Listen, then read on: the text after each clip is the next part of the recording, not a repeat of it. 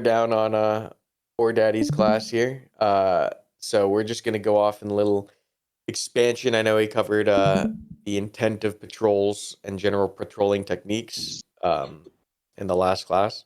So today we're pretty much gonna dive a little bit more into like an expansion of what to happen once your patrol. Let's just say for this first instance, you're just patrolling and moving to contact. What should happen? The decision making process, pretty much at the squad leadership level, and then tie it in a little bit to platoon, the platoon's response and actions, and then we'll answer any questions. We'll just roll through dynamic like that. Probably go for an hour, maybe a little more than that. But yeah. So I pull up a pen. Let me start my recording. It's pretty off the cuff here, right? But we're just going to be using the general Bellum setup right now, which is 3 squads on 3 squads, with the understanding that we are pushing into the AO, which is a click and a half across, looking to engage the enemy, find, fix, and engage to destroy the enemy. So, generally speaking, this is just for Bellum kind of mindset on how we start the game. So basically taking some of those patrolling ideas from War Daddies and just putting them into the game sense, right? And how we should think about this as leadership when coming into the experience from a more of a gamer mindset than anything for today. So one of the things we want to do is make sure that we're working together, right? And for the guys that have played a decent amount of this at this point, we should understand why that's important. And it's mainly because the game has been designed that teams will naturally stick together. And if you run a smaller team into a larger team, you can generally predict what's going to happen. Now, all that to say that smaller teams can still be quite effective if utilized correctly and efficiently and aggressively. And it's just, up to the larger element, the squad, the fire team, the platoon as a whole to respond to the smaller threat. One thing we do want to preface here is that just because you are bigger, it doesn't mean you will win every fight. There are definitely instances where an inexperienced, larger clump of disorganized, chaotic people can definitely be overwhelmed by a smaller group, a fire team, a buddy team, in rapid succession if enough aggression is used. So, with that core fundamental of teamwork is generally better when everyone's kind of in the same mindset, we want to identify within the zone itself where is the best position for us to take. And generally, this is going to come down to the terrain that's available and where we think the enemy is coming from. A reminder that we do not know where the enemy spawn is. We always know, obviously, where we start, but we do not know where the enemy is. The enemy, as far as the spawns that currently exist right now, can be pretty much anywhere that isn't immediately adjacent to our spawn. That's kind of how the spawns work currently. In the future, this will be even more dynamic, but for the sake and purposes of Bellum, just know that anywhere where you are not outside of like the immediate arc of entry where the circle is where the enemy spawn can be. And that proves to be quite a challenge in and of itself, because you don't know what direction to expect contact from, what direction necessarily to patrol in. And in the case of playing against the insurgents or the Al-Talam faction, that means that not only can they spawn anywhere, but they get a 5-minute head start, which of course means that they're going to be able to maneuver multiple elements into the map if they're being efficient with their time into multiple positions already in the circle. So all these things are to consider. All these things are things to consider as a leader when we conduct our patrol within Bellum or initial movement to contact. The most telling thing as far as the route that you take is going to be primarily the terrain advantage that you see. Now, when we're looking at terrain, this could be something as simple as recognizing, in certain AOs, like a good route that takes us into the zone and expands into a larger tree line that then gives you another option for maneuver in whatever direction, right? So you'll naturally notice these patterns as you look at the map as a squad leader. or platoon leader, you'll very simply at the base level understand where the cover and concealment is, and that's generally naturally where the human mind at the base level expands to move, right? Because it's the simplest thing, it makes the most sense, it is intuitive. Pay attention, right, to the route that you're using to get into the circle. We'll talk about something called like the probable line of contact and why this is important. So let me reset this because I hit the delete button by accident. Okay, what is the probable line of contact, right? So that's PLOC. You can see it abbreviated like that quite a bit. But basically, if we're starting here, and let's just, for the sake of simplicity, we're going to remove these spawns here for the sake of simplicity and for the demonstration. If we're assuming both teams are equally spread out from the zone on opposite sides, the probable line of contact you would expect to be roughly in the dead center, right? Because both teams are released at the same time. We're moving into the zone at the same time. Yes, there might be certain routes that affect the distances traveled or the speed that takes us to maneuver around certain objects and whatnot, but we should try to identify whenever possible the probable line of contact. Hang on, someone's hot mic in here. Let me do this. Mute mic. I got him. Okay. So, why is identifying the probable line of contact important when we're attempting to plan or prepare for the match? This is mainly because we want to be ready for when the engagement happens, right? If we are pretty good at judging the distance or the terrain at which we expect contact to hit us or where we expect our two teams to meet, it'll allow us to not only maximize our speed coming into the zone, right? So, for example, we don't expect to hit contact anywhere out here. It means, metagame to some extent, you can utilize faster movement techniques, whether that's sprinting, whether that's the formation that you use, whether that's just a dead wreck and sprint, whatever the case may be. You can utilize faster movement techniques to get further into the map to give you more of a positional advantage. This is super micro stuff, but the base level is if you know where contact's going to happen, you can quicker get to those positions, and every second matters once contact hits, right? If you're able to get another squad closer into position before the enemy team, before contact hits, that's eventually going to play up into the major engagement that occurs. So once again, this pre-planning phase is very important. And we're not saying, oh, you need to have like the proper route and have checkpoints and have like all this confusing things that go into like moving the platoon out there. The very base level skill that you should pick up or try to utilize is identifying where the contact might be and how we're going to get there and what we're going to do at certain points. Are we going to sprint and move pretty quick up until this point? Are we going to slow down once we get closer to the probable line of contact? Are we going to get online? Are we start bounding? Are we going to wait for other squads to get into position first before we move? All this stuff are just conditions that you can set before you hit contact. And we all know here, right? It's better to be prepared when you get punched in the face than to just get punched in the face out of surprise, right? And the more pre-planning and the more prepared you can be on that contact, the better you will respond to it, right? Even if it is an ambush, the more your element is together and in the proper positions when it happens, your odds are going to go up. So once again, this is a little bit more difficult in practice because we do not know roughly where the enemy might spawn. So your probable line of contact might end up bending a little bit more like this in practice. And against Al-Zalam, once again, because they have so much control over the map prior to conventional forces entering, it means that might even look like this to some degree. But have an idea of when you should start having your guys lock in, okay, in a gamer sense. We're going to try to stick to gamer terms for today.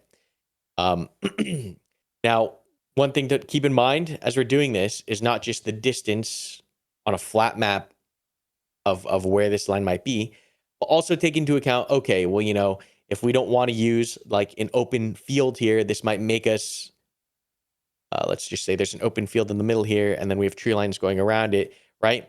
It will take us longer to work these tree lines to get around rather than if we run straight in. And that might move that line of probable line of contact further out or closer in. Or in the case of, this next AO that we're going to be playing in January, there might be a river, right? And that river crossing might mean that, the speed that it takes to get from X position to Y position or across it might change what that dynamic looks like. This also takes into consideration height considerations, right? The higher you are, if you have the high ground, the further you can see, right? And vice versa. The lower you are, the closer in contact's most likely going to be because of how that slope might work against you. So keep in mind of terrain analysis as you're pushing into the zone. That's the first and foremost thing that squad should be looking at, is how they want to take a bite at that first problem. So let's say we've got the platoon all up in position. Let's say in this particular situation, we have some time to set formations, right? Now, just like any other tactic that we utilize in Bellum, formations are simply a thing you can do to improve your odds, right? As much as this is a really hardcore tactical shooter that really leans on platoon tactics, we understand that off rip, a lot of you guys might not just know this stuff, okay? And so that's all right. It's okay to have some very simple semblance of a plan without having the perfect military setup of like, squad column, fire team wedge, or doing proper bounding techniques across, open danger areas or whatnot, or whatever the case may be. At the core, from the gamer perspective, the core things to keep in mind is, let's work together, let's know where we're going, and let's stay in a position where we can mutually support each other. Okay. Those are like the core things. If you use those things, you'll learn the rest with time. But those three things: where are we going? How are we getting there? That's like a lot of the initial setup here for your patrol. So the easiest thing from a gamer perspective is just at the base level, clump up the squads and have them separated. So what I mean by is 1-1s all together, 1-2s all together, 1-3s all together. Now, if you want to go a step further, you have fire team split. But at the core, so long as you have squads together but separated, we're in a good spot. So what I mean by that, right, is we do not want to death ball the entire, 27-man platoon in one circle with everyone just intermixed, and it's just everyone's everywhere and there's no control and it's chaos, right? If you're trying to lead some gamers in this experience, the easiest thing we can do here, the most simplest thing we can do, is just have the squads bundled together. So what I mean by that is 1-1 here, 1-2 here, and 1-3 here. All right. This is the simplest baseline expected behavior. Okay. The game already does a good job with the map information and with how the spawns work and how the map icons work, that you generally will already retain this rough formation. But we'll go like the one step further. But at the base, we want to make sure that every squad is roughly in a position where they can move to help each other.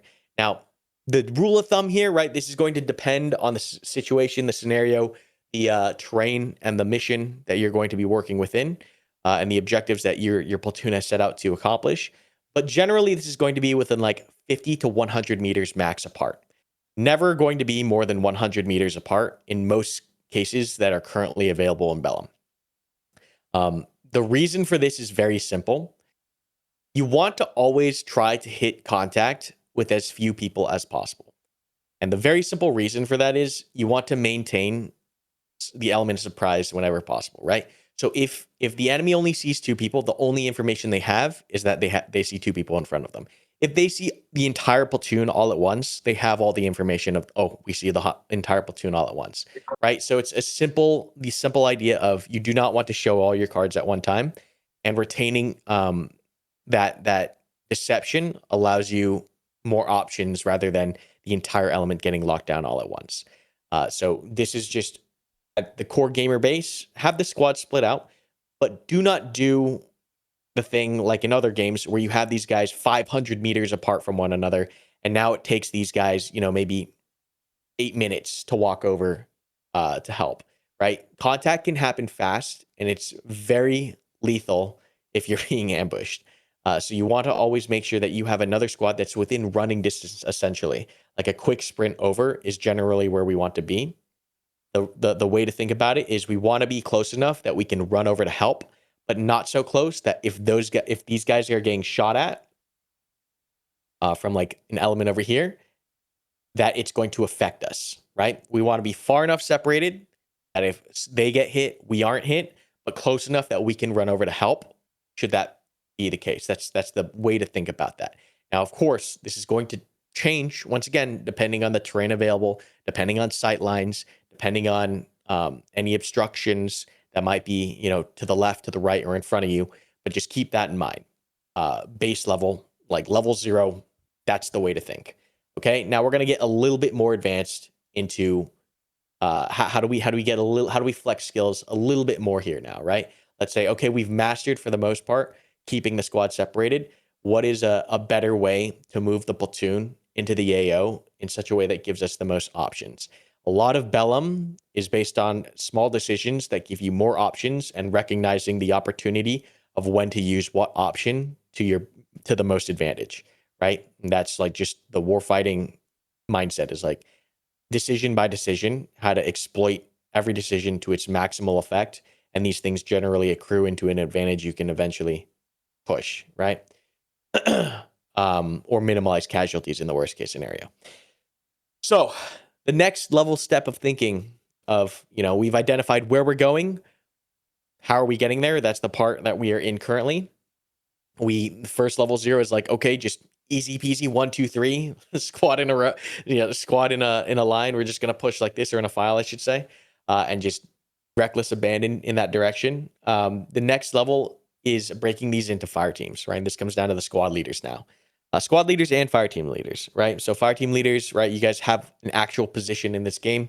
You guys should use that actual position to help control the squad. The more that you are actively participating in the experience, the better it is for everyone. That's just baseline how the game functions. This game can be played in a brain off W key way. Are you going to have the best time? Are you going to have the most effective results? Probably not. But we want you guys to engage with it as much as possible. And you should see from the AAR videos overhead how that engagement actually does turn into tangible gains or losses in the field. So being an active leader, being an active participant, the next step for the squad leader at this point is very simply same kind of thing. Split your alpha and bravo teams. Okay. Now this could be the same kind of thing. Alpha up front, bravo in the back, right? Don't worry about line, column, wedge, right? This next step is just literally spread them out a little bit more.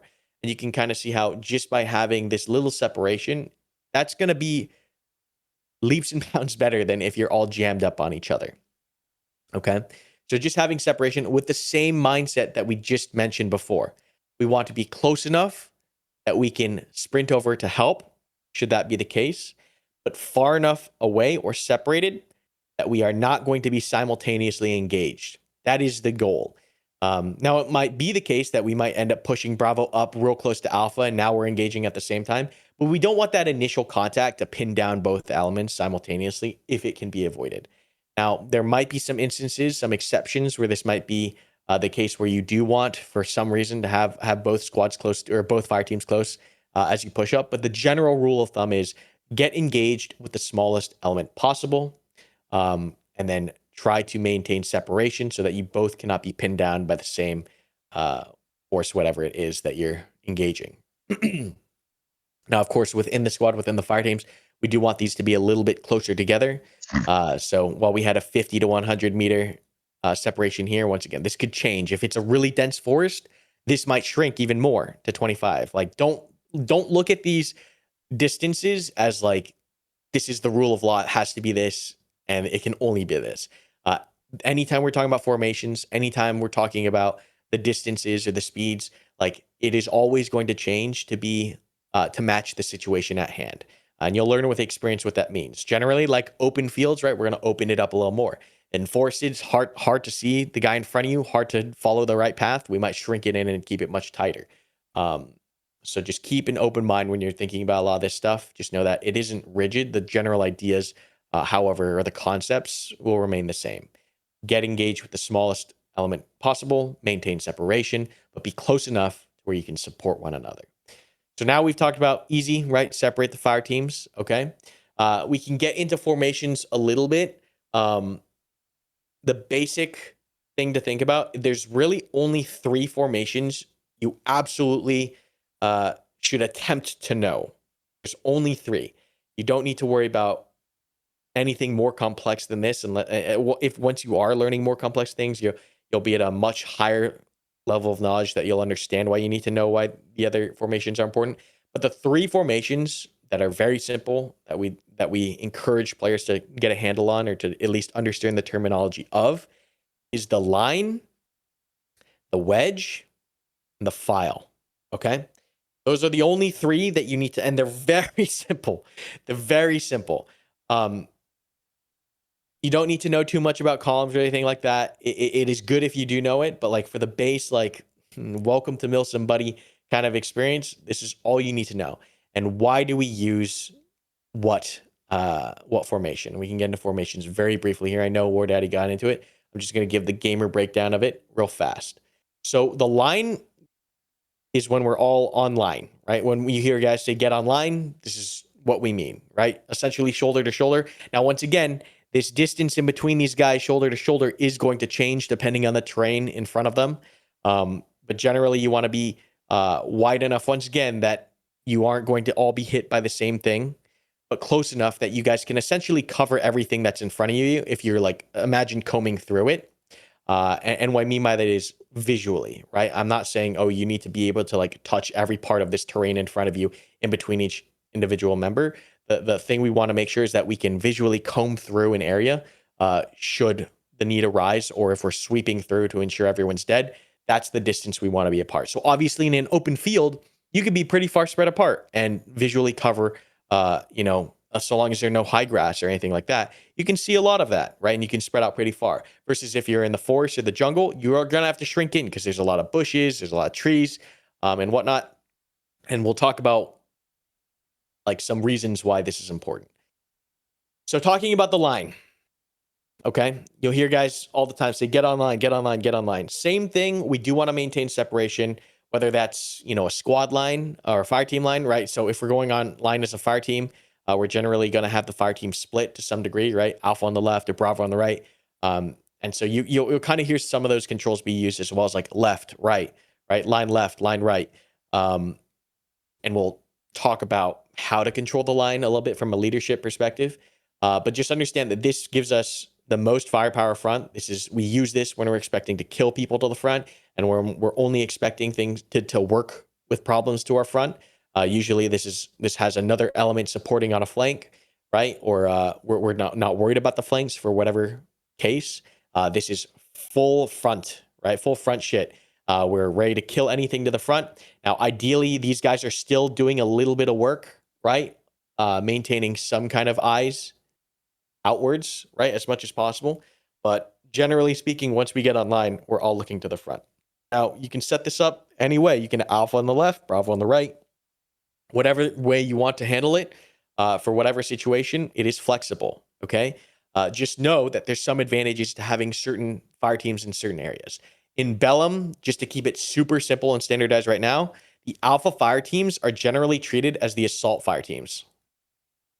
And the Bravo fire teams, the way to remember this is base of fire. So what do I mean by that? The way that they've been designed is the Alpha fire teams generally are given the assets required to make frontal assaults to, close with and destroy an enemy, while the Bravo fire teams are given the weaponry to suppress and to degrade an enemy at range to allow for the assault to close with and destroy. This means machine guns. This means RPGs in the base of fire, while the assault has, riflemen and grenadiers, right? So they can shoot grenades as they're pushing as well. So keeping that in mind, that's how this is a Bellum thing, right? This is very much a Bellum thing. Al-Jalam and the Seder elements have their squads structured like this. The Rangers are a little different. The Rangers are equally sorted between the fire teams, okay? So the fire teams are balanced for the Rangers. It gives them the most amount of flexibility. They also have technically the most amount of firepower in that regard. So just know that, but otherwise, you can put Alpha and Bravo. It's going to depend on the situation, left or right.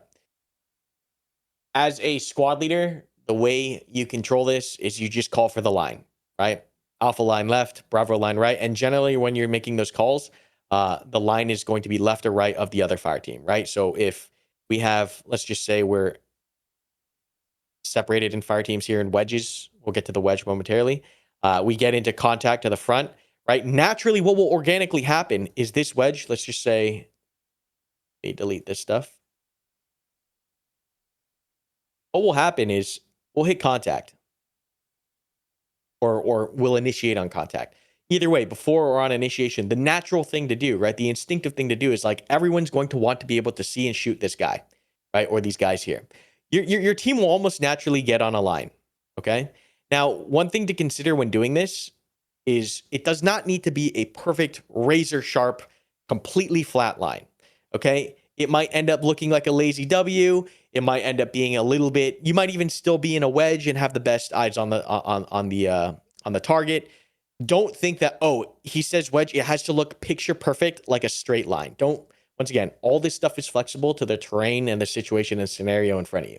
If it's better to keep like a lazy W kind of thing going on, which is generally what's going to happen, is like guys will be like in and out a little bit and just kind of bounced all over in a rough area here. That's completely fine.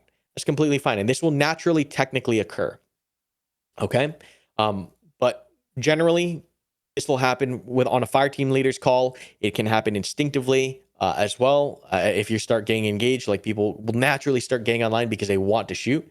And the reason why we get online is to, once again, provide the most firepower to the front while also avoiding friendly fire, right? Because let's just say if we were in a column, we use a column. I know we haven't talked about column, or we're in some kind of fucked up formation here, okay? And then we have contact to the front, right? If we remain in this fucked up formation, right, and we're engaging this contact right here, and we do not make the effort to get online, we run the risk of fratricide, right? And the reason for this is, I know we're all gamers here, right? We've seen dudes really quickly run from side to side when they're engaging, right? I know, like, it's so funny because we see this all the time when we're watching an admin cam. Let's just say we're in a messed up formation here, like this. If you're fighting from the back, like you'll see guys try to like AD strafe, right? This is a gamerism, right? Now, Bellum has enough of a inertia nerf that like AD strafing doesn't really do anything. You'll move like an inch. It's not worth it.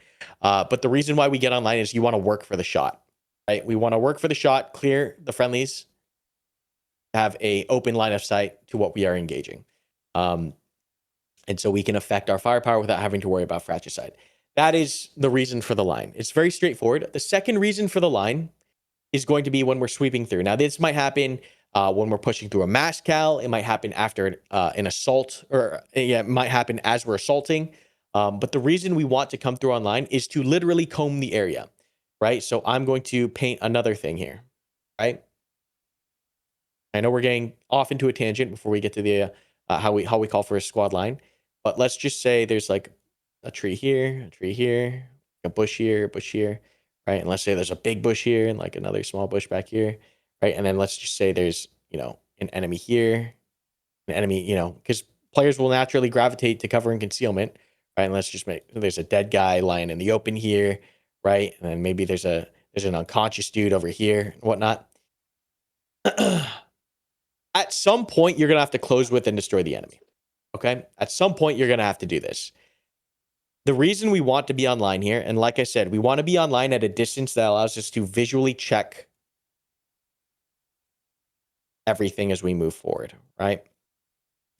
Is as we call for the line to push and we begin our assault and we're sweeping through, it is important that we are somewhat aware of where the guy to my left is looking, where the guy to my right is looking, and that can only happen if we are online, right? If we're in a wedge, like the guy in front can't see necessarily the guy behind him, right? Because you're offset, like you'd be back here, right? And this guy has no situational awareness on where this guy is.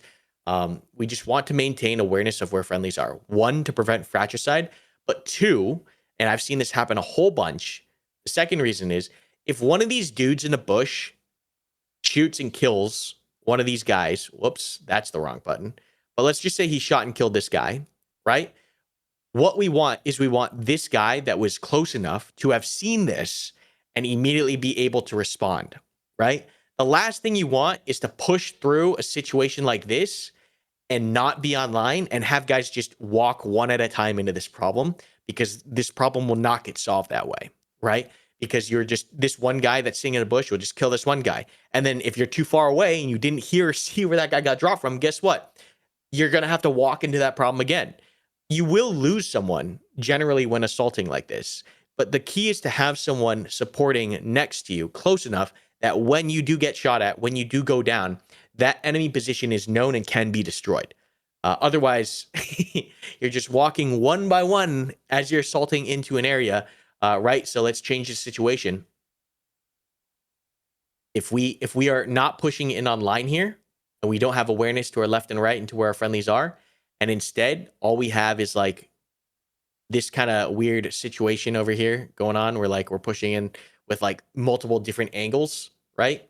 What's gonna happen in this situation is this guy's gonna get dropped here. No one is going to have the situational awareness of where that shot came from. This is a dead dude with no information given. If it happens over here, right, what happens is this guy might get clapped, but because this guy's close enough, he will know where to either suppress the bush, throw a frag on the bush, or just straight up pre-fire the thing, right, and be able to respond. And this is why we want to be situationally aware of where the dudes are on our left and our right when we use the line. So, real quick example of why we use the line when assaulting through. Okay, let's go ahead and continue with the original squad line example. So, sorry, someone's hot micing once again. Hazel's purple. You're hot micing. Go ahead and server mute for now. All good. Okay. So let's go ahead and continue with the original example here. So we get into contact as the leader, right? Because we're kind of oriented from the leader perspective. Let's say the leader is right here, right? We have maybe Alpha up here, Bravo down here, right? We're kind of pushed up. We're separated, but close enough to assist, right? Okay. So we're going to hit contact. When we hit contact, the line is naturally going to happen. One, because most people are trained for it. Two, because it is instinctive to happen, right? People are going to spread out left and right, and people are going to want to get in the fight, which means that they're roughly going to move up to the position where they can see the enemy to the bare minimum and begin engaging. That should be the expected response that is drilled into your brain 99.9% of the time. Yes, there will be certain cases where this is not the proper response, like in response to a near ambush where you're just going to blaze through. But in this particular situation, and in most situations outside of a near ambush, right, which is near ambush is what we describe as being engaged, out of concealment within hand grenade range, right? Then you're instantly pushing into an assault essentially and pushing through online. You're still getting online to some case, but in most situations, this is kind of the deal that happens. We get engaged, the guys naturally get online, and the squad leader is going to kind of make a call. And so from the squad leader perspective, how do we control this? The first thing to know immediately, and you'll get faster and faster the more experience you get, and you'll recognize certain situations where you'll have more latitude to make certain movements or be more aggressive. But the typical response to this is going to be to understand immediately, as soon as you can, what the situation looks like. And this is important, right? We don't want to jump to a decision because we want to be sure and confident in our next move immediately on contact. So generally, contact report goes out. Now, there's a doctrinally correct way to do this. Easy way to remember is distance, direction, and description, right? That's a very simple way to communicate that information to everyone is like, hey, these guys are 75 meters off the front of Alpha, right? Enemy fire team. That's it. What we're looking for is the general direction. It could be anything, right? It could be anything. You could give the azimuth. You could give the clock from the direction of travel. So generally, the 12 is always the front, right? The 12 is always the front. And you have the 6, the 3, and the 9 and whatnot. You could give that. Sometimes dudes are shouting left, right. If you ever make a clock direction or a left right call, it's generally based off of the original movement direction, right? So what I mean by that is if we're ever calling, let's say we're moving to the front here, to the top of the screen, I should say. If we ever call right, it is going to be right from this direction, not right from the direction of where someone is looking. It is right from the direction of travel. So keep that in mind. That's a good, easy way to standardize the call out amongst the the whole element is to understand that clock direction callouts and like left right callouts, they're always in the direction of travel, because that's something that everyone has been synced in on and everyone knows where they're going or should know where they're going. Versus like if we're pulling security to some degree, like in some weird situation, right? Like this guy's looking back here on security. If he calls contact to the front, like we should know that that is not front of me where I'm looking, that is front here, right? Always oriented based off of the direction of movement. Anyways, contact reports go out, 3Ds, direction, distance, description. Very simple. You can give it however you want to give it in the gamer way until you learn the proper way. It's totally fine. So long as we are all kind of tracking the direction it's coming from. That's the most important information, obviously. Distance, the reason why distance is important is because it kind of communicates the severity of the situation. Contact and engagements are much more lethal the much closer they are, right? So if the guy is within 10 meters, it is an immediate big problem. If the guys are at 600 meters, it's a much different problem. The information that distance conveys is how lethal this could get, you know, how fast and how lethal this could get. Because the closer the problem is to you, the less time you have to deal with it. So direction orients where we're supposed to be looking. Distance communicates not only, you know, to walk us onto the target as far as distance, but to the leadership, it communicates the severity of the issue to a degree. And then description, anything you can give. Like you'll hear guys call out, they're moving left to right, they're moving right to left, they're moving behind the truck, there's a fire team, you know, enemy grenade launcher, enemy squad, enemy platoon, any additional information you can give is great. Cherry on the top, but it should be the last thing you communicate. Direction, distance, and then description. So we get into a fight. How do we control the line?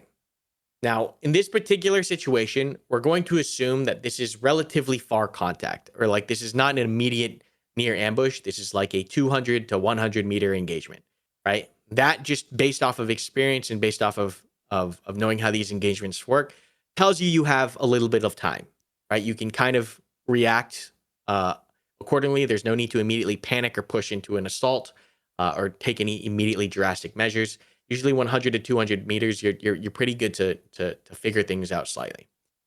As a leader, so squad leaders, fire team leaders, listen up. We get the contact report, ideally from someone within the team, obviously. So fire team leaders generally take upon themselves to communicate this because they're more senior than the other guys typically within that fire team. They communicate the information. Squad leader then needs to make a decision. Okay. Now, if the squad leader feels like he has the room to take more time to make this decision, he himself can move up onto the line and observe, get a vibe check it, right? And feel like, okay, are we winning this? Are we losing this? Do we have the room to move? What do I see? Do I see terrain options? Do we have casualties up here? If there's casualties up here, how bad is this looking?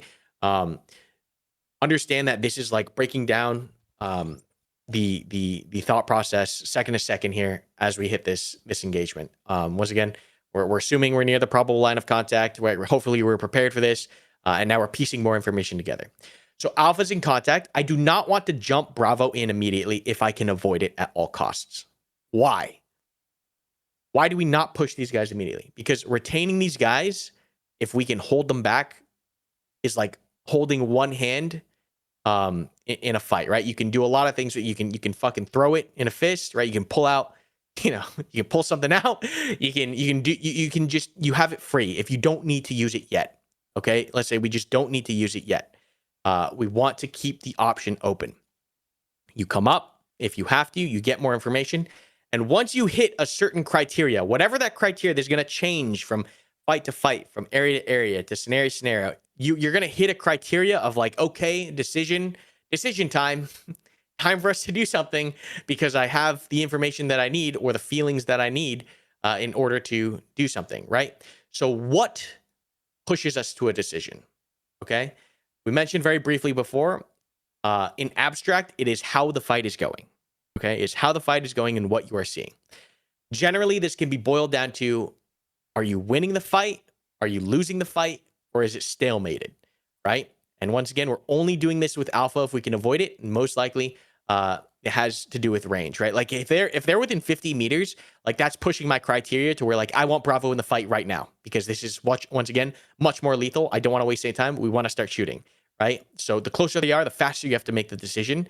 The faster it should inform you on what decision you make, right? If they're within 25 meters and Alpha just got absolutely clapped because it's a near ambush, right? And they're no longer combat effective, we might just have to break immediately, right? And pull back to the rest of the platoon. Just understanding how distance forces a faster decision to be made. Coming in, we're looking at winning, losing, or stalemate, right? If we're winning the fight, we have more options because we have the initiative. The enemy is on the back foot. They're trying to stay alive, right? Staying alive is a very strong effect on the player. It means that they no longer really have too much room to maneuver. It means they're probably saving their buddies. It means they're probably medding themselves. Winning the fight is the best case scenario. Usually this comes down to who sees who first. And if that isn't it, then it usually comes down to who has the better shooters, right? That's just the nature of it. But who sees who first is generally going to dictate at least the first initial part of that firefight, who is winning.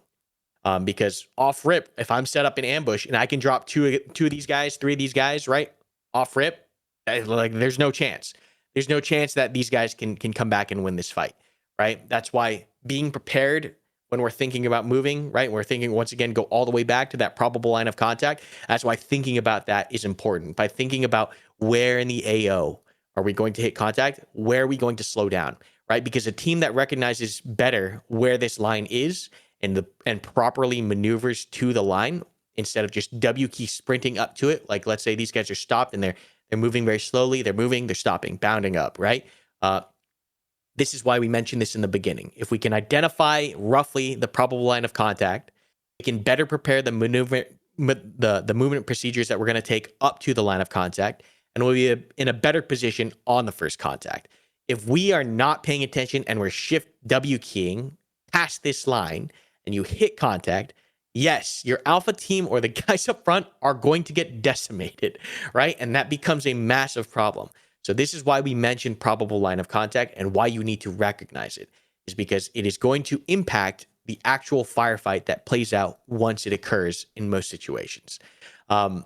So winning the fight, we were in a proper position. We were moving up slowly. We were using proper cover and concealment. We were using the terrain properly to give us the most advantageous position so that when we did hit contact, we were in the position to leverage that. We engage and we destroy 2-3 guys out here. How else do I know I'm winning aside from pure casualties on the enemy team that have been reported to me by the guys up here? I can get up here. Once again, that's why squad leaders will sometimes come up here just to like get the feed in and get the understanding of like what the fuck happened. Right? Okay, these guys are dead. Awesome. I see it. They're in the open. I can confirm like I've got PID of 3 guys bleeding out in the open. Sounds good. We're ripping and roaring and we're not taking shots back. This is a very important one, is the feeling of the firefight. You are going to feel it. If you pay attention, you will feel when you're winning a fight. Generally, the simplest way to tell is we are shooting a whole bunch and they are not shooting back. Now, ammo consumption is a consideration. So understanding when you're winning the fight and when you can slow down ammo consumption is a good skill. I don't expect people to have this skill off the get. But that's a level deeper to think about. If you have room and space to think about it, it's like, okay, we are dramatically winning this fight. Let's slow down on the ammo consumption here. There's some cases as well, once again, stay flexible, where you are just going to want to, because of, other tasking that other squads or fire teams have, that you are still going to want to just dump rounds, even though you're winning the fight. So just understand that like ammo consumption should be a consideration at this phase as well and at this time. But feeling if we're winning the fight, that's mostly going to come down to who has sustained casualties on the initial engagement and what is the flow of the fight. Are we getting RPG shot at us? Do I hear my 240 just ripping and like nothing's happening in response? Is their PKM absolutely shredding back into us, right? And we feel sufficiently suppressed. This is very much a feeling thing. This is very much a feeling thing of like, you guys will know if you pay attention when you feel like you're fine and when you feel like you're absolutely getting your world rocked. And so as a leader, it is important to recognize when you have won the fight, because now this gives us the opportunity to continue to exploit the advantage. Like a lot of what you'll learn in Bellum is it's all about accruing small advantages and tipping them, and forcing the issue and pushing your advantage as much as possible to close with and engage, right? Because if you just like handle these skirmishes and yeah, you win them, but you don't actually like capitalize, it can be very hard to like actually fix and close with and kill the enemy as it is in the real world, right?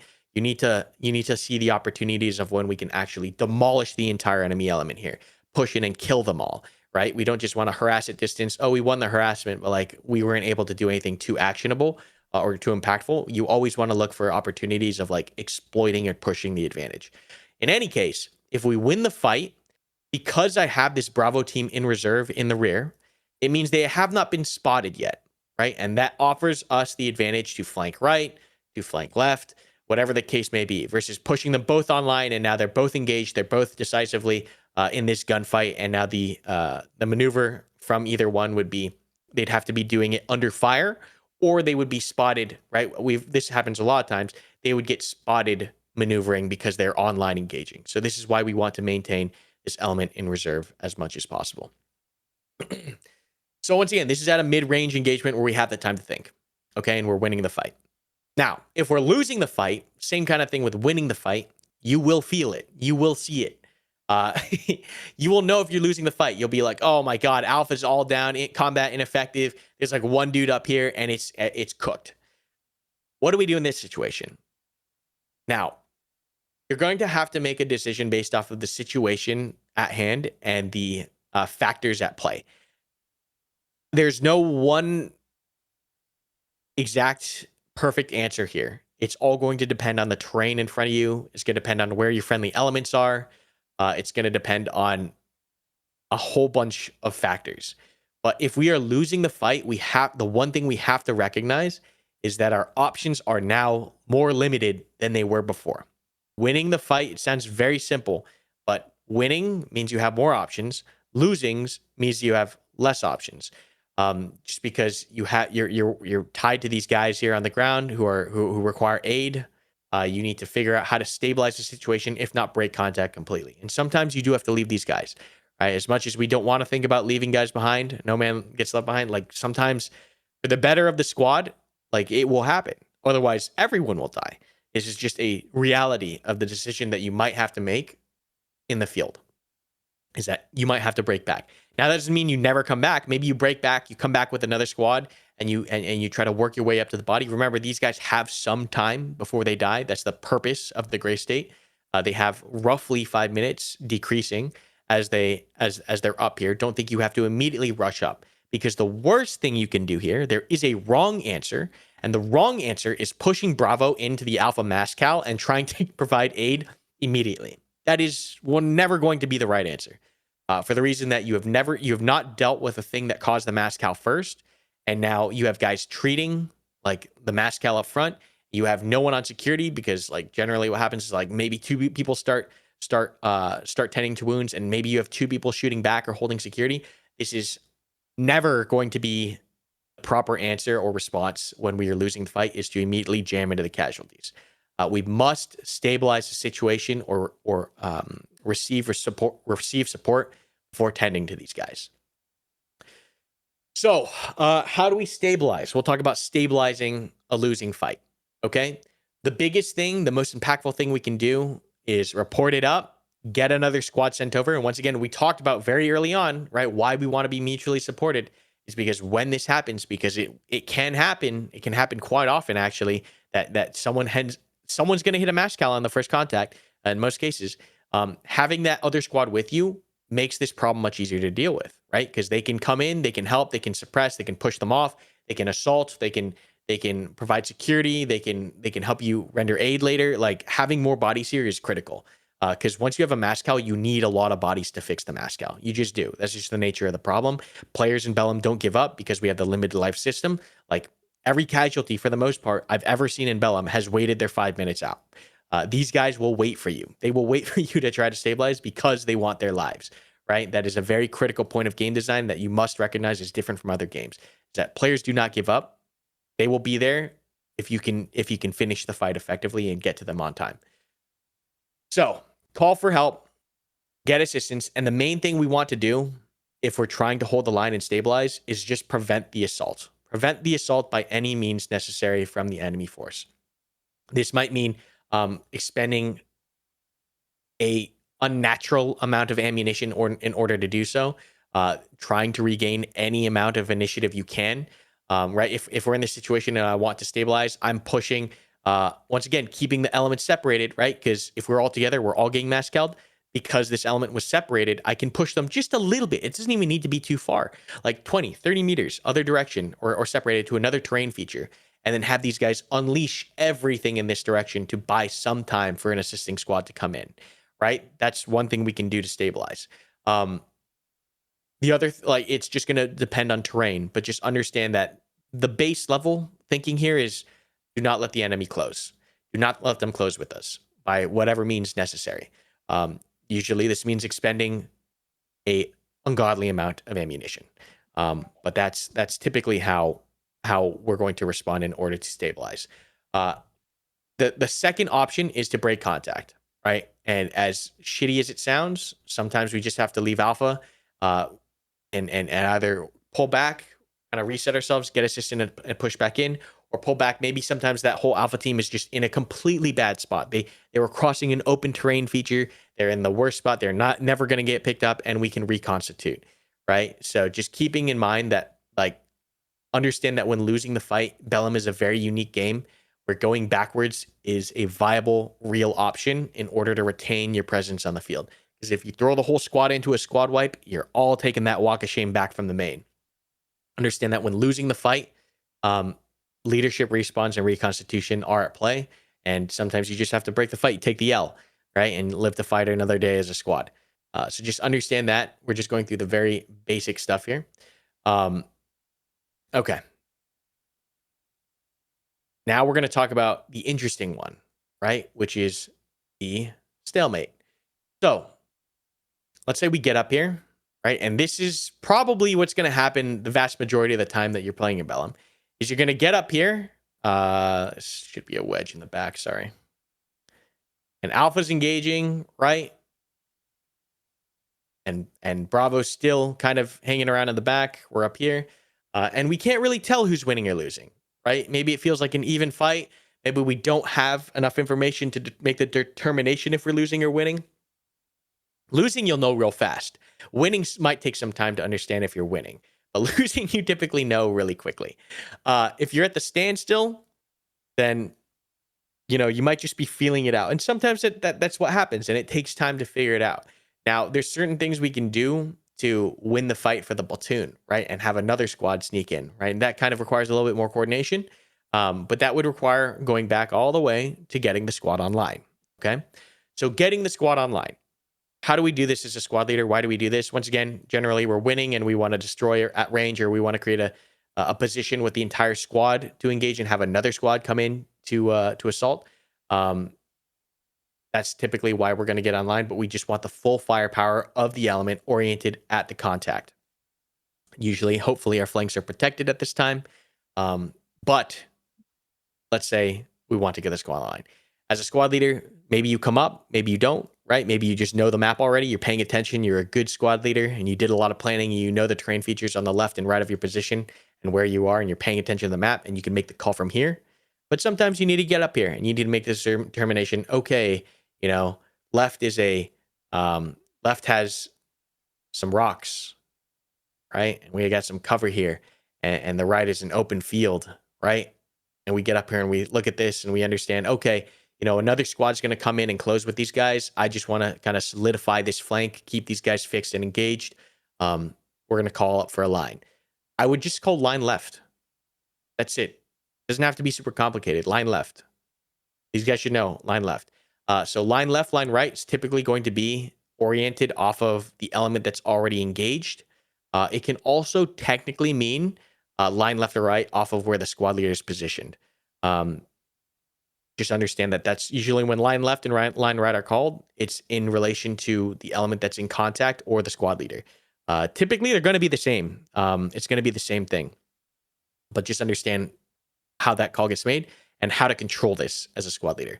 And like I just mentioned, it's super simple. Line left, line right. You don't even really need to tell Bravo line left, line right, because it's already online and they're engaged. It's a very simple command that you can get, and you can achieve a pretty substantial effect with a few words if we're paying attention. So very intuitive why we use a line. We just talked about, gives us the most firepower to the front. We have the stalemate now where we're trying to win the stalemate by throwing in some more bodies here, right?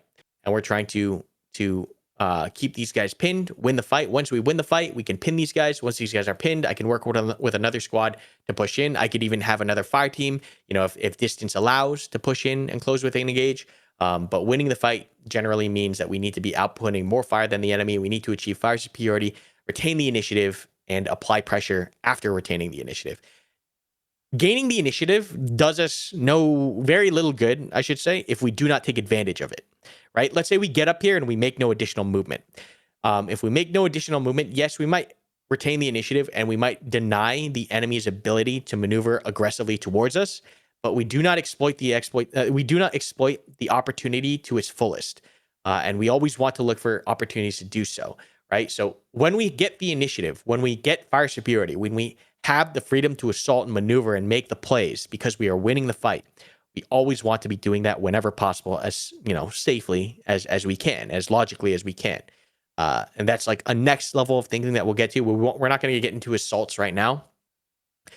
We're just talking about movement to the line, movement to the contact, actions on the contact, and that first base level of what we're doing when contact is initiated and the thought process of the squad leader in that state. There's also an opportunity. We talked about trying to win the fight from the stalemate, which means typically throwing in more bodies. But we never want to push in assaults or when we're losing or stalemated, because you don't know where the enemy team is. If we're not winning it immediately and we're in a stalemate and the base of fire element immediately starts losing it, and you've sent the assault out now to assault before confidently knowing that you're winning the fight, you're out of position here and you have casualties in the rear now, and that's bad. We generally want to be winning the fight before we make any offensive play. Just understand that. We want the freedom to do it, and we want to be confident in the decision. If it takes some time to make sure you're making the right decision, sometimes it takes some time and you need to feel out the fight. Or maybe you get another squad that reports that they've seen another squad, whatever the case may be. Always be confident when you're making bold attacks in Bellum, especially as a newer squad leader. Now, as a more experienced squad leader, or when you're playing certain factions that can play more aggressive, once again, a lot of this is flexible. Just make sure that you're reading into the situation. But for the base most amount of cases, for new squad leaders in particular, once you win the fight, that's when you assault. You don't assault when you don't know if you're winning the fight or when you're losing. Okay, we talked about the line. I know that was a very long-winded, deep explanation of the line. We're just going to briefly touch on wedge and file. We're going to touch on file very simply. File front to back, right? Conga line. Super simple. When do we use this? We use this when we want to be moving very quickly, right? Because it's super easy to follow, super easy to control, and it's very hard to get lost, right? So sometimes in the thick veg, if we're moving fast, like let's just say we've just entered the AO, right? We've just entered the AO and we're going through some dense forest. We might just say, all right, hey, file it up, and we're just going to sprint it through this thing. Just understand the file is when we're not expecting contact. We do not want to get hit while in a file. For the very simple reason that if there's a machine gun in front of us, we are all getting demolished, right? Because we're in enfilade. We are straight up in a line that is you can just shoot down. So file is just really fast movement, easy to control. That's the Barney basics of it. Don't overthink it. Don't use it in dangerous places. The movement technique typically used in quote unquote dangerous positions is once again the line. If we're very prepared and we're bounding up, it's typically done like that. You can also do it in a wedge. Now, why use the wedge over the line?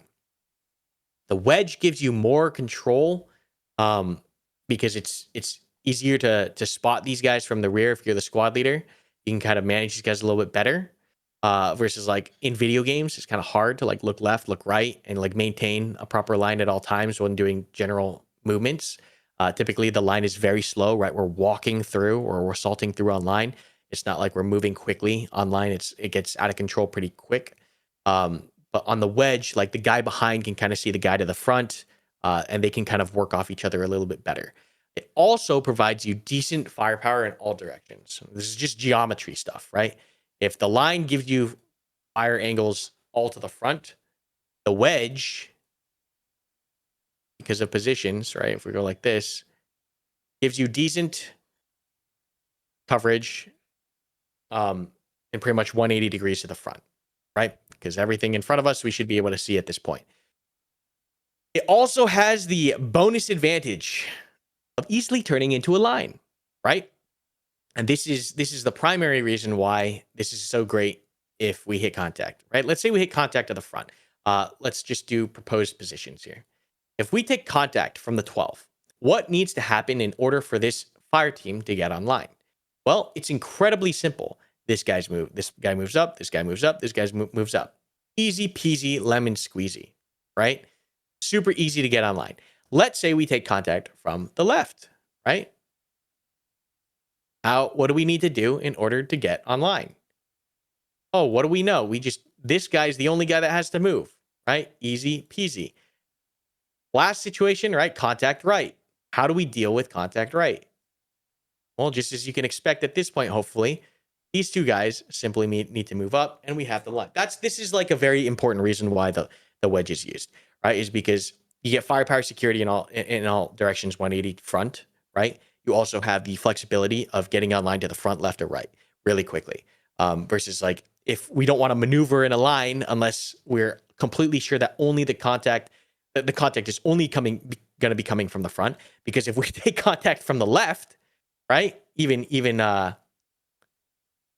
if it's still out here, these guys all have to swing, right? We have to swing like this in order to get online again, right?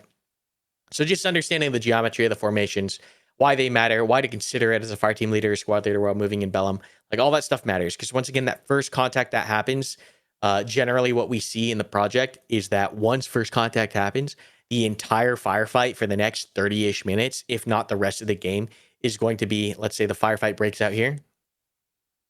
That engagement for the rest of the game is generally going to be in this area. And so set yourselves up for success. You have 5 minutes as conventional factions locked in already at the start of the match where you cannot move out from the base. Use the 5 minutes wisely. The team that uses the 5 minutes wisely and comes up with any sort of plan is going to dominate the other team that is just W keying without a plan. It's how the game's designed. Yes, shooting matters. Being a good marksman matters in this game, just like in all tactical shooters, but it matters almost less than having a good plan with the platoon, because one good shooter is going to do diddly squat against two squads that he runs up against, right? Important things to know, right? It is not about the individual here, right? All the individual actions mount up to the team effort, but the individual almost will always lose to a fire team plus element. Like almost always. Unless the squad or fire team is incredibly neglectful or new, I should say, I've never seen a smaller element destroy a larger element. It is just not the case in the project. Yes, they'll have limited success. Yes, they will down some people, but in the end macro state, they will have lost the engagement. That is just flat out how that works. Okay, so we talked today about the general things to think about as a squad leader moving into the AO and what to think about on that first contact. So those are just the very basic things. Once again, in gamer speak, that was the focus here, is try to give it in gamer speak of dealing with the situation at hand, the conditions in front of you, and how to handle that first contact, first engagement.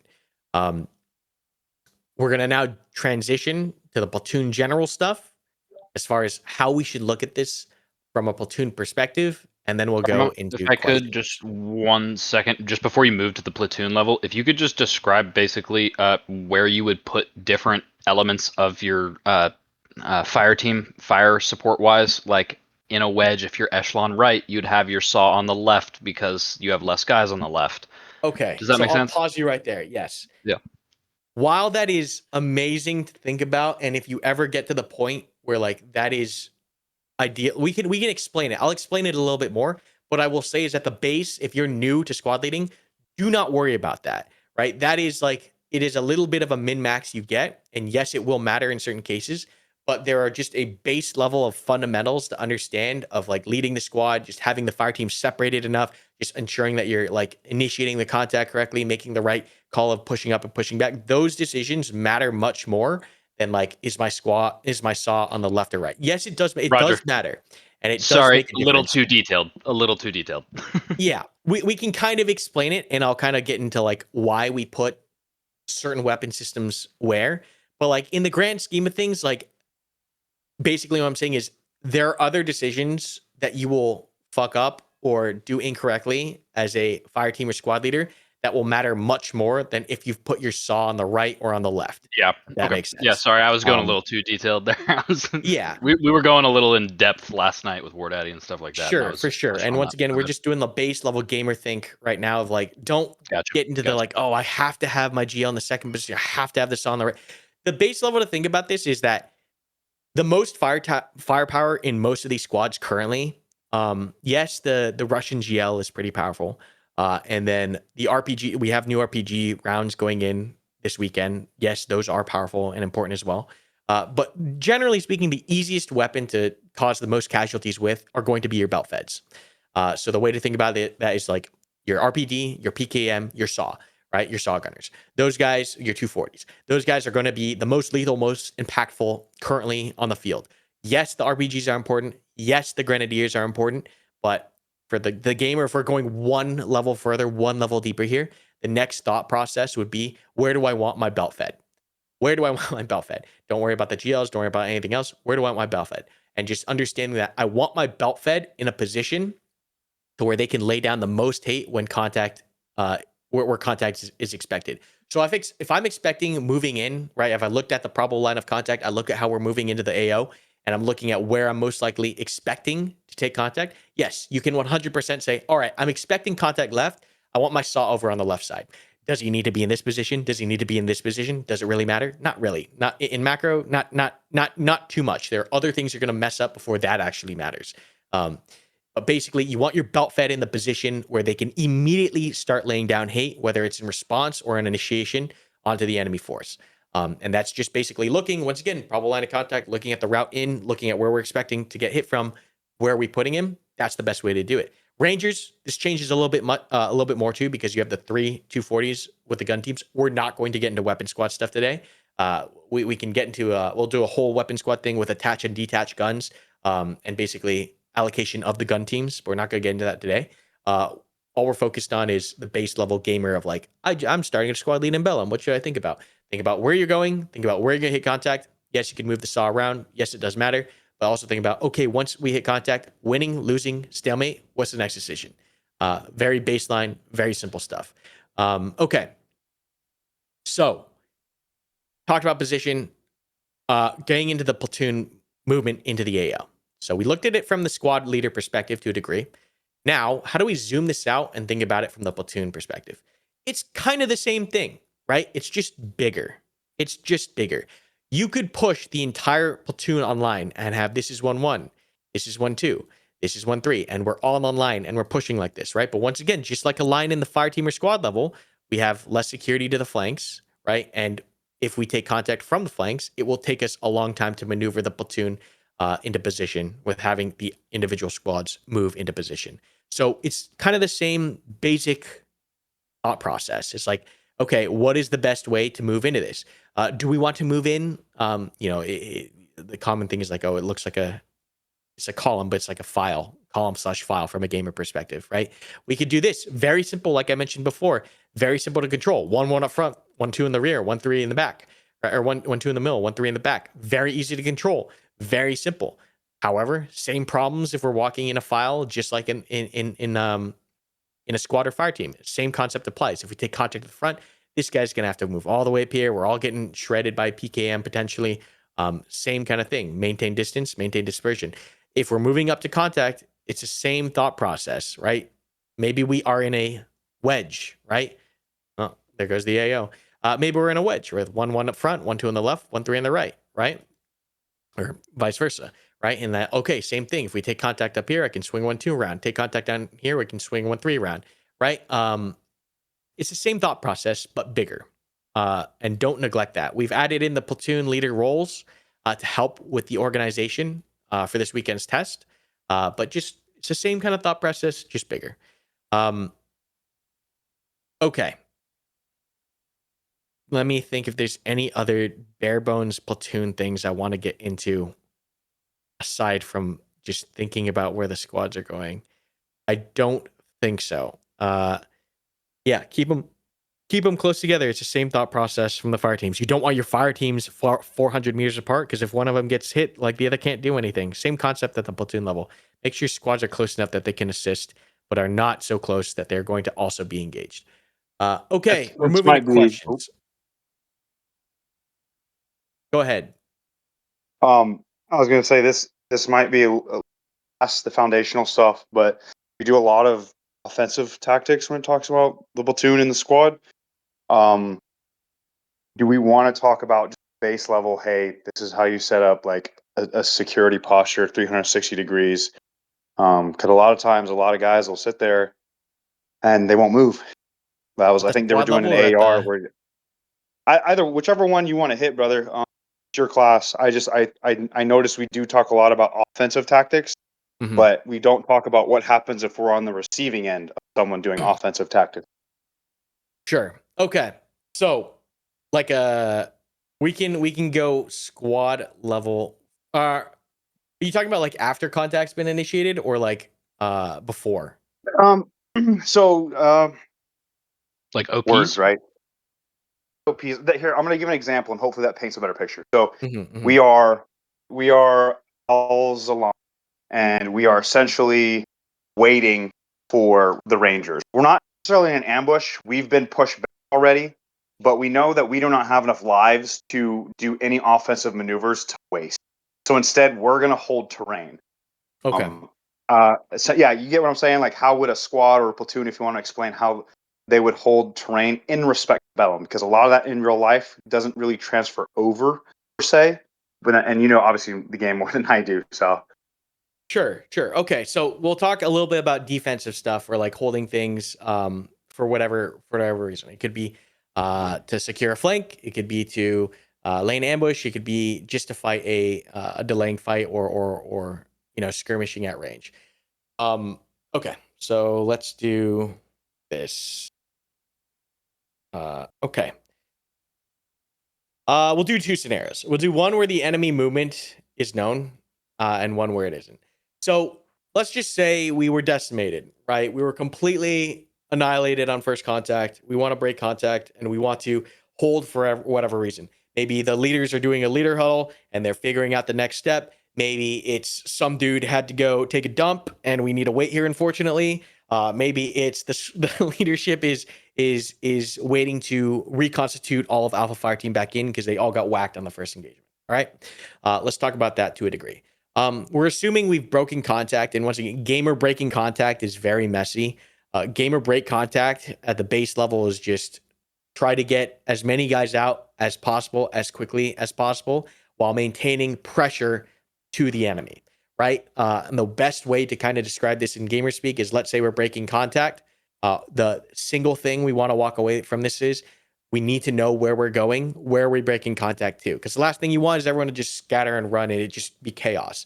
So leadership or someone makes a decision of like, okay, this fight is lost. We are leaving. We are leaving into this direction or back to this known position, whatever the case may be. The cleanest way to do it is in bounds with proper smoke usage and proper we're not going to get appealing or anything too complicated. Basically, we want to just move controlled out of the area back to a known location that we can all understand and are oriented towards. So engaging and putting pressure on the enemy is important because while we know we are pulling off, We do not necessarily want the enemy to know that we are pulling off, right? We want to obscure as much information from them as possible for as long as possible, right? So what this means is if we keep them engaged, once again, we can make them, from their perspective, they can feel like they're losing the fight even. They can feel stalemated. Hold up. I see a question or I see some text. Let me actually pull up the chat as well, because I know you guys are talking there. I don't have the chat up. Like sectors, interlocking fields of fire, and what to do if we get overrun. Okay. All right. Yeah. Well, let me, I'm in the middle of this one. We'll handle this one and then we'll move to that one. Okay. Put pressure on these guys. Base, end of story. Put pressure on them as you're pulling out, because they don't know you're pulling out. You might know you're pulling out. They don't know you're pulling out. If you can throw enough fire that you shock them, right, then they might not get aggressive. The alternative is you do not shoot at all and everyone starts running simultaneously. What happens if that happens? They know that they're winning the fight. They are not receiving fire because you're not shooting back at them, and they're able to make either aggressive movements. You just give them freedom. You don't want to give them freedom if you can avoid it. That's why we keep them in contact and we keep them suppressed as we're moving out from position to position. Once we get back to a safe position, right, and into this exact example of defensive stuff, right? Generally speaking, this is going to be a distance away from the original engagement area. We do not want to be halted after a fight close to like where we were just engaged from, right? You don't just move 50 meters back. You don't just move like 100 meters back. Generally, you're going to move at least like a couple terrain features. And by terrain features, I mean like hills or forests or like even town. You're going to move pretty far away from where that engagement was in order to successfully break contact. Because the last thing you want to do is get hunted down. Sorry, someone's hot mic again. Wolf, you're hot micing. He fixed it. All right. Yeah, the last thing we want to do is get hunted down after we've broken contact, right? So this involves a whole bunch of other movement techniques to like make sure you're not running back in a straight line, whatever the case may be. We're not going to get into that right now. We've gotten back to our safe place. We're holding security, right? Generally speaking, in gamer speak, we kind of call this looking for work at its most base, simple level. And all this means is, as an individual, the best thing you can do is look for work. Look for a gap that is not covered and cover down on that angle. This also kind of applies to CQB, but it applies to holding a 360 defense, right? You're literally just going to, if we're looking at flat terrain, just maintain 360 security. The fire team leaders and squad leaders, it is your duty to go around and ensure that these guys have every angle covered, right? That means coming up here, you look real quick, right? Sometimes it's fast. You come over here, you look real quick, you check, and make sure that these guys have interlocking sectors of fire, which means basically these are not interlocking here. Let me draw this a little bit better. Means that, see how they're all like kind of holding hands? It looks like we're holding hands. It means that there's no gap. Last one's fucked up a little bit. All right. Probably need another dude here, right? This is another dude. Okay. It means that we are holding hands essentially as far as our arcs are concerned or our lines of sight are concerned. You have a fire team leader or something come around and check and ensure that we have everything covered. And this basically ensures that we have nothing coming up towards us. Generally speaking, you are going to want your belt fed, once again, most casually to producing weapon, oriented in the direction that you were pushed from. So like, let's say we push in this way and if we are being chased or tailed, you're going to want this guy to be the saw looking at the direction that these guys had come into, just because we want the most casualty producing weapon in the position where we expect most likely contact from, right? That's a very common thing that you should be thinking about, is like most dangerous weapon in the direction of the enemy off the rip, so that we have them in position as fast as possible. Okay. So very basic, very gamer, right? Just make sure you look for work. You look for a gap that's not being covered. You cover it. Fire team leaders and squad leaders, you guys should be the ones coming around and double checking the work real fast. This doesn't need to take forever. It just needs to be, you just need to understand that you have everything covered so nothing sneaks in. This is going to change now and get more complex and dynamic depending on the terrain that is available to you. Okay. And this is where this problem gets more and more complex, is based off of the terrain. if there's an open field, right? Open fields are easy to watch. You can send a couple guys to watch the entire field, right? If there's a draw that comes up that has a whole bunch of rocks and cover and like thick veg, right? But thick veg, but not thick enough to stop movement from. Like you can still move an element through, right? Like you're gonna want more guns there, right? You're gonna want to be more prepared in that direction because once again, going back to like how we maneuver into the AO, you're thinking from the enemy perspective of like, okay, if we're maneuvering up here to this position, what route am I going to take and properly set positions in order to address that direction that is the most likely avenue of approach that they'll use. That is the important thing to note from a gamer perspective to take away from like real world stuff. When we add in claymores, right, there's going to be a little bit more work here. When we add in some other cool features, there's going to be some other cool things that we need to consider when we're setting this up, like indirect fire, right? We're going to be making sure that you are spread out enough that one shell does not obliterate the formation, right? Spacing is still important here. But currently, as it stands, in the current state of Bellum, with the current meta and the current player base expertise, we're never really sitting in this position or should be sitting in this position too long. There's no real need to. Now, cross-loading is coming in for this weekend. And so what might happen is you do some kind of engagement. You win, lose, draw, whatever. You regroup, you reconstitute. When you set up your security again, this is, once again, we're reconstituting generally in this position, but we're also generally redistributing ammunition.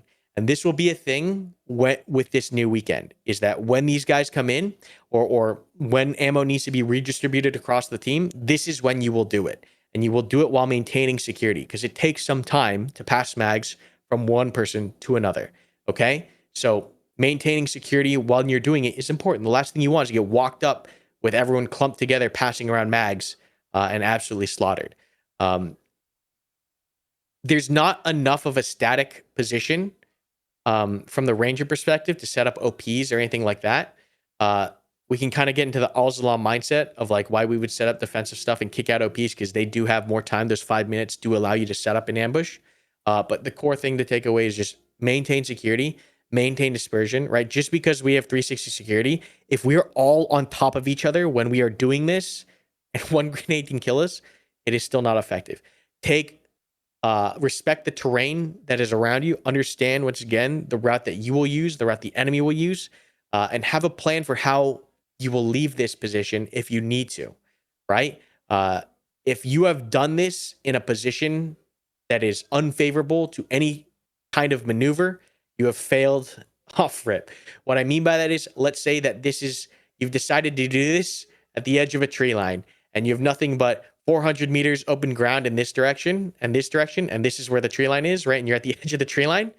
Don't do this, right? Like, yes, it is hard for them to come to you from the other angles, but if the entire enemy platoon comes at this direction, it won't matter how well you've set up your security if you've locked yourself into the terrain. So respect the terrain. Terrain is very important. All of it is relevant because of the way the AO has been set up. But yeah, hope that answers that question. But very simply, look for work, set it up. Our team leaders will double check, make sure you're not close enough that you'll get wiped out by one thing. Respect the terrain, understand where the enemy's coming from, put your most casualty producing weapons in that direction, and have a plan to egress off of it, right? If you put it in a spot that is hard for you to maneuver from, you've pretty much screwed yourself already. Any other questions?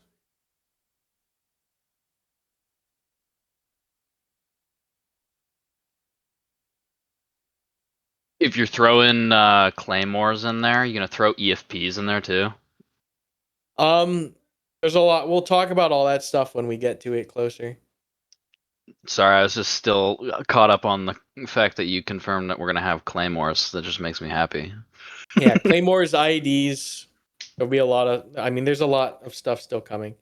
How much will guerrilla tactics come to play in Bellum? It's very important with the weapon disparity and body armor disparity. You cannot run straight into Rangers or Russians. You have to be smart about it. You have to use your brain. You have to hit and run. You have to force pressure on all sides. There was we can do a whole class on that later. That's like that's a whole thing. Any other things that pertain to the immediate topics discussed today?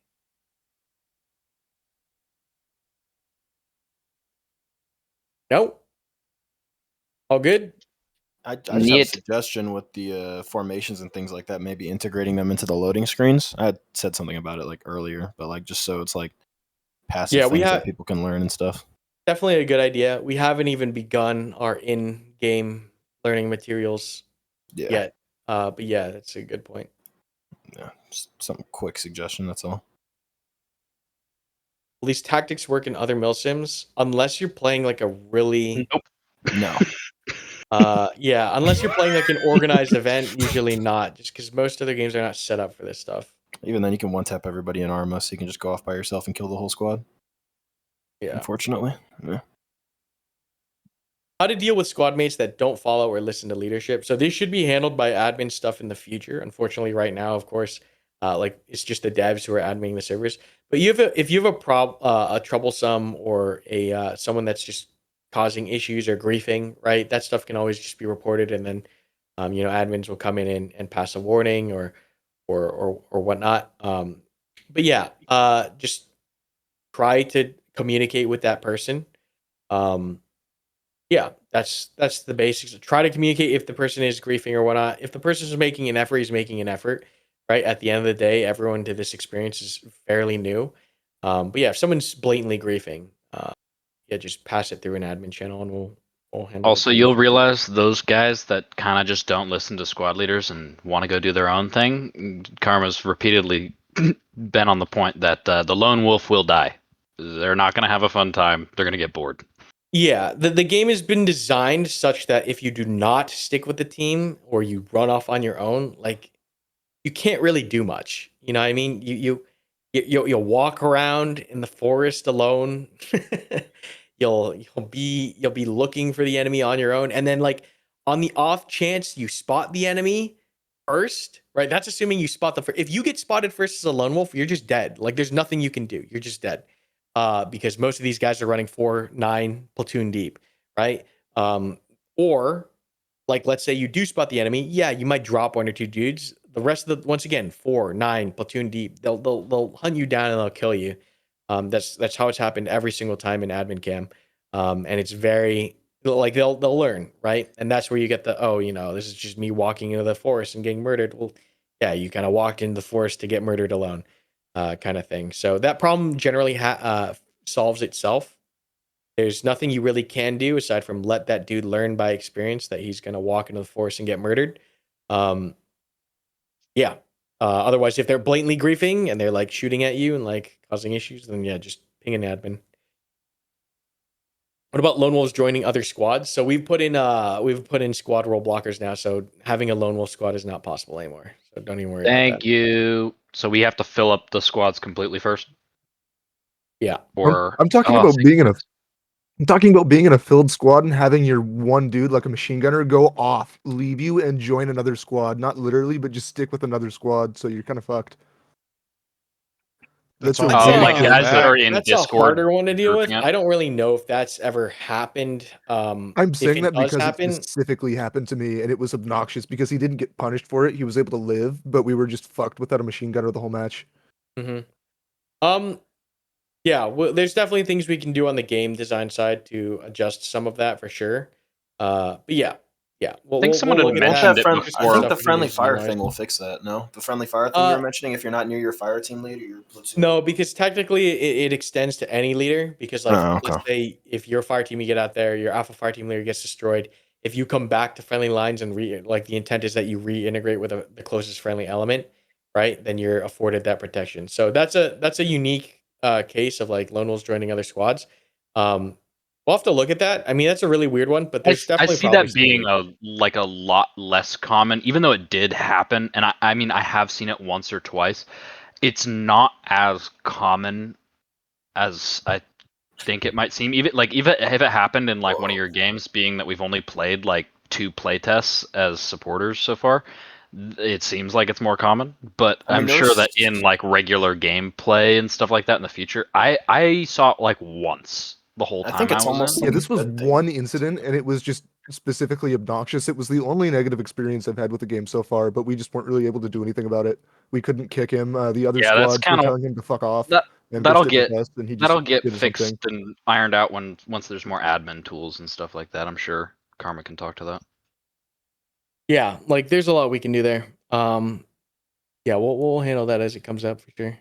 Will there be like squad leaders or platoon leaders being able to kick guys that are just completely unresponsive from their squad so that they can try to join another squad and maybe change their act? Or is that I mean, yeah, the squad kicking stuff will be a thing as well. So like, there's a lot of admins. That's why I'm not too worried about it. Is just because like from a Yeah. design perspective, there's stuff that we can easily do to address that kind of player behavior. Yeah, like that's why the game's just not finished yet as far as like squad controls and like player management features. So yeah, we'll definitely, it's a case that we'll look to fix though easily. Are we gonna still have training wheels on this weekend with the Red X and everything on team like Only if friendly fire? only if you're shooting friendlies that are within within fire team leader range. Oh, okay. Oh, so the friendly fire is coming out this I weekend, didn't realize that it was just if you're within fire team leader range. Or It is now. squad leader range, any leader. Hmm. Okay. It wasn't like Is, that before, but it will be now. I think is what is the thing. It's the new thing now. To where if you're too far away now, like this weekend, I think coming up is now that it's implemented. Yeah, if you're Okay, so you'll too just far get- away this weekend from a like if your squad's all together and the lone wolf goes off, like that guy will drop off the map and he can be friendly fired. Gotcha. Okay. All right. That's cool. And Yeah, because no influence one's is gonna be able to tell who the gonna be a fuck he factor is. too, right? This Yeah, and like weekend? reasonably so. That's like authentically what happens, right? If you go walk off alone, you run the risk of just getting friendly fired. That's just a thing. What's up? Sorry.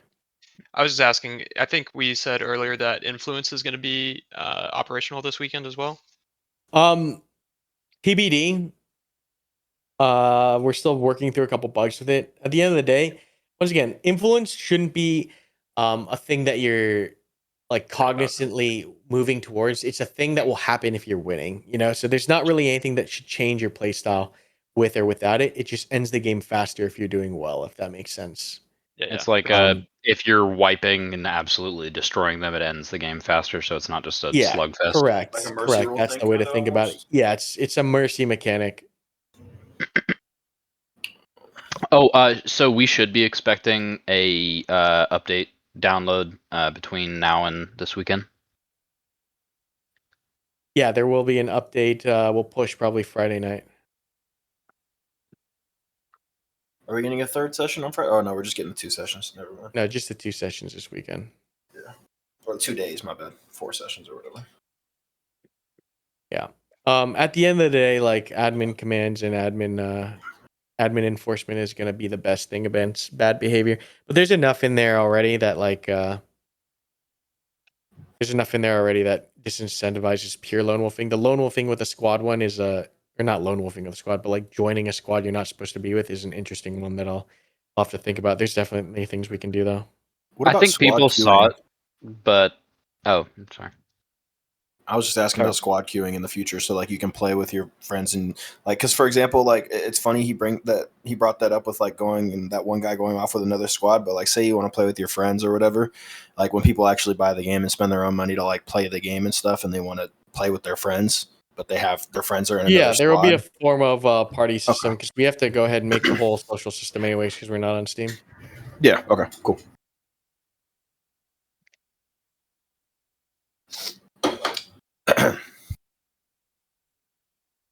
Is there any chance that we can get like fire team and squad coordination built into the BTAC? I thought I saw something like that in the trailer at one point, but I can't really remember. Just being able to press a button and the whole squad can see I want a wedge, and maybe be able to specify I want my MG on the left and Grenadier on the right, and so I can say it once, and if anyone forgets, they can just open the BTAC and see, oh yeah, this is what they set up. Yeah, definitely something like that. I don't know about that exact implementation, but all the squad management tools and helpers like features will be in the BTAC. Microsoft Paint. That would be fucking sweet.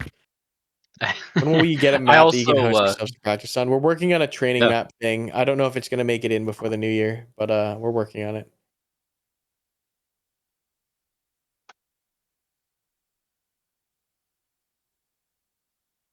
All right, cool. I don't Thank think there's you. any questions. At Appreciate that it, point, Karma. I'm gonna hop off. Thanks, guys. All right, see ya. Yo, if that person that asked about other languages is still here, what I was talking about with the BTAC coordination would probably work. Oh yeah, when you're trying to use different languages and translate shit. Yeah, they, being able they to are just, they are going game though. they, No, like they I feel do, like there could just be a communication wheel in game where you say, you know, enemy there or move west, move south, move east. Like I don't know. I'd be highly skeptical if they would actually implement something like that because of the idea that they want to keep UI extremely limited. So, and they're like, and I'm sure they'd say there's already a local chat, proxy chat, and squad chat and command chat options in the game. Just use your microphone, you know? Yeah, I feel like it's just gonna be one of those problems that when people like purchase the game maybe and want to like get into it, it's just gonna be one of those things where they're basically told they can't play the game they paid for the way they want to, which is just kind of like I mean, I guess it's a niche problem depending on how much they care, but I don't know. What do you mean by play the game the way that they want to? Like for example, like even with like the guy going off with the MG squad thing, right? Like I get that's annoying, but like imagine getting kicked for that when you don't really know or you're trying to get into Milsim and you don't understand the game yet or what's what. Or like I don't know, you don't understand who's yelling at you because it doesn't tell you, or you don't understand who. Like I just feel like there's got to be some kind of I don't know. Well, I think it's a lot of this that is kind of crazy. Like a lot of this is still in alpha. Remember, like we're in alpha. Yeah, well, I'm testing. just worried about the squad kicking or things like that. Like I don't think one person should have that much. I think it should just be the simple like every single Milsim has, where the 26 people got to vote to kick one guy. Then maybe it's okay. But I don't think one guy. No, I don't. I that's a don't think whole that squad squad. thing, sure. Well, squad kicking like in the game squad, you would just get kicked from that squad, and you could join up a different squad. If you're not, if the other squad leader is fine with you not using a mic, that's fine. But if a squad leader says, "Hey, if you're going to be in my squad, you have to use a mic," then you have to use a mic. And I'd say that's fair because that's how that squad leader wants to run his I squad. think the squad joining. Yeah, that specific scenario that we were talking about, that guy spent like 15 minutes at the start of the game. He just ran off. We were asking him nicely, "Hey man, could you come back to the squad, please? Please, man." And then finally we hit contact and we're pissed because we're just down a machine gunner and he's off doing whatever. I feel like that makes sense. And so it's like, I yeah, think dude, you gotta go. yeah, like maybe if you had like a minimum time before you could kick someone from your squad, so it's like, yeah, I don't know, just not. Yeah, like a cooldown Because timer kicking can on be being able abused. to do that. Yeah, I've Yeah, definitely I seen mean, it be it abused. should be pretty clear what squad you're on because the way Right, exactly, everything and is if you're organized, plus it's squad color leaders- coded. You shouldn't be able to fucking see anybody else on the fucking map. But yeah, this Yeah. guy just didn't care. His excuse was he paid $100 and he can play however the fuck he wanted to. That was his Which I mean quote, is so. valid, but cool. Do your own Valid, thing, but and you can shitty. get Then kicked you by have to from accept you can get that. kicked by my Yeah. squad leader. Then We don't have to you deal know, with you doing your own thing. Yeah. yeah. Plus, It's there's like to different like servers for playing different ways. I feel like there should at least be like I yeah. think I'm there just are curious going to if be they do it. servers that are like much more specifically casual versus a lot. Like I know specifically that. even more hardcore. Yeah. Yeah, Have like they I know talked that anything squad about even. regional servers at all? Yes, they Yeah, have they'll, talked about they'll get regional. there. Okay. It's just way too early. Like, Okay. Well, yeah, I figured that much, Yeah. but I hadn't But heard once anything. the game has a Curious. dedicated player base, it would be nice to have servers with playtime restrictions. Squad doesn't allow that, and it has really degraded the quality of the game. No, I don't think there Playtime should be a thing restrictions. either, How to be so? honest You mean- with you. How so? Like you have to battling- play a certain amount of time to play in that server. I don't feel like that's something that should be a thing either, though. That. Oh, But if you Yeah, have so that dedicated should new just- player servers and then I experienced mean, player if servers where it's play 100 gonna hours, be figure out that's the gonna game. be like if someone pays Just for for a the player server base and they too much have for that. and they have a server and they can set up their own rules, they can set it up however they want. You know, it's a free Yeah, economy. like of if I being can pay able to for set my it own up. server and be like, yo, you play hardcore in here, you get the fuck out. Like then that's fine. Like if you could Yeah. pay for your That's own the servers and problem. Yeah, I shit, mean, and then you do will that, be That's able against to OWI rent a terms of server. service, so you just like they can't do will that. host it, but you will rent it, and you can set up your Yeah. rules. like all That's Battlefield, that's you know? what they've said that they plan on doing is Yeah. that all their Perfect. servers will be run through Bellum, and you don't host your own independent servers like you do with Squad, and you can pretty much completely change everything about the game. Bellum is trying to keep a progression, and that whole progression system will have to maintain that Bellum is the owners of all the servers, and essentially you're renting out the servers from them instead of owning your own servers, if that makes You sense. said there's a progression system. Yeah, there's going to be a Yeah, progression system. It'll be Is tied it just into like cosmetic and stuff, or there'll be. I think there's going to be some. Like, I think there's some functionality. cosmetic I There might be don't. some I don't think attachment it's. stuff, too. I don't know. Yeah, I think it's gonna be like. It's not gonna be something that's gonna like fucking completely change the game for someone who has Yeah, 1,000 You're hours not in gonna, it. you're not gonna get +5 aim or anything like that. It's nothing like that. Yeah, you're not So gonna to answer your get a original question, it's recoil mostly buff. cosmetic. It's the Yeah. stuff we paid for. I just hope the cosmetics stay grounded as to where like I don't want to see like the one Dude, guy in fuck the Ranger yes, squad please, running for the love of multicam and then God, I another don't guy want running bright DCU, colored another guy AK running OEF. shit. Like I I don't think that's gonna guarantee you happen. I just don't want to that's see not different gonna guys running different camo patterns the entire time and Yeah. like It's competing. It's so deceptive. brutal. Yeah, Well, at it's least Maybe being they able can, to like, dictate make camo for the specific. entire squad would be sweet. I think just Yeah. patches and then as a squad leader, you should be able to. Maybe this sounds crazy. I probably should bring this up though, but like if you're a squad leader, maybe you can determine what your squad wears or Yeah, something. exactly. I That don't would know. be so fucking That would be cool. Be kind of cool. That would be Like cool. if your Kinda squad also, has like- a blue armband versus a brown armband, or you know, Or like if you level up as a squad lead, you can choose. Like say you level up as a squad lead, like you've proficiently played that role, you can choose different like patches. All for your guys squad or get, some like- shit or something. I don't know. yeah, all your Or even guys just get a like squad a lead gets a fucking patch or your something like mom that. sucks patch. Yeah, yeah. Yeah. But then you also have an individual patch too. I think the cosmetics should stay like maybe camo weapon skins. Realism and, grounded. Like Realism grounded. I 'cause, just like, don't think I the know, character should change. That's my like only with thing. Maybe so patches. so Or I'd be even shocked if they don't stay like realistic. yeah, Yeah, they're even gonna with, stay like- realistic. I don't think I'm saying that. I'm just saying I don't like. I guess what I'm saying is I think the cosmetics should stay on the gun and like patches. I don't think the character's camo should change because it's like that can get kind of like, especially with like PID in this game. I feel like that can get kind of like. That's a fair point. Yeah. Yeah, As an that's all I'm example, like saying. with the patches on the squad leader, put in, let's say, 500 hours, has shown himself to be succinct in what he's doing. You have Yeah. to be, let's say, 5 feet away from the guy to read the freaking patch. You're not going to see it from away. Yeah. Like it's Yeah. you Maybe it gotta could be like right a up. watch or something that you can see while you're actively playing. It's not just something that like other people can see. So that'd be kind Yeah. of cool. I'm sure content creators would Dude, appreciate honestly, I that should too. just do the fucking CS:GO gambling show. We should just start opening packs for like gloves and weapon camos, guys. I think that's the Bro. vibe. As long as they're like in a Negative. different like shit. Sleeper Just, pit on Bellum? no. Imagine, God. dude. As long as they're Every grounded in person I realism, I see mean, will would you get- mind, bro? Like, imagine, like that wouldn't be too terrible. That'd be I kinda would cool. mind greatly. I would mag dump everybody I saw that had that shit. You wouldn't even know the difference. Hey, It'd be like that whole argument, I worn paid versus $100, factory I'm gonna do new. what the fuck I want, get burnt. Nah, bro, I- that's not how it works. That's not how packs work, bro. You pay 50 cents and maybe pull a $2,000 skim, bro. That happens sometimes. Everybody gets gunned down. Everybody gets gunned down. Just burnt and done. I've heard people say that, but Huh? I've heard people say that in like Battlefield, like the whole thing with I'm not gonna revive this guy in Battlefield. I guess what I'm saying is I don't want the squad to eventually end up looking like this where every guy has different camo. And I guess I'm the only guy here with a different camo, but this is all I'm saying. But it's just like one guy running fucking DC, everybody else is running fucking multicam, and then the guy's got on a black shirt. It just looks weird versus like being Yeah, like, no, it does look somewhat weird. like this. Like, you know, being No, like I this. actually I agree with that. Depends a I little want bit on the setting. Because camo like patterns to Ukraine, you look- can see something like that. Yeah. well, You could have that be a That's thing for different, though, insurgent being- factions. Huh? You could have that be a thing for insurgent factions. Sorry to interrupt. Oh yeah, Insurgent Factions is different though. You guys can wear like a hoodie. That's if they entirely want to, I different. guess.